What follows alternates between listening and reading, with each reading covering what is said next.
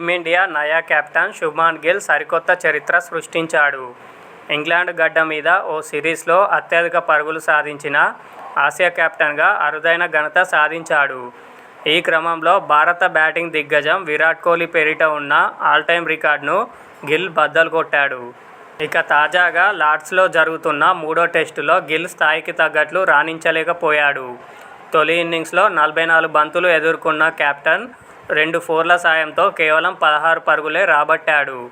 అయితే మూడో టెస్టులో గిల్ విఫలమైనప్పటికీ అరుదైన రికార్డును తన ఖాతాలో వేసుకున్నాడు. ఈ సిరీస్లో ఇప్పటికీ 5 ఇన్నింగ్స్ మాత్రమే ఆడిన గిల్ ఏకంగా 601 పరుగులు పూర్తి చేసుకున్నాడు. ఈ క్రమంలో ఇంగ్లాండ్ గడ్డ మీద ఒక టెస్టు సిరీస్లో అత్యధిక పరుగులు సాధించిన ఆసియా తొలి కెప్టెన్గా గిల్ ప్రపంచ రికార్డు సాధించాడు. అంతకుముందు 593 రన్స్తో కోహ్లీ పేరిట ఈ రికార్డు ఉండేది.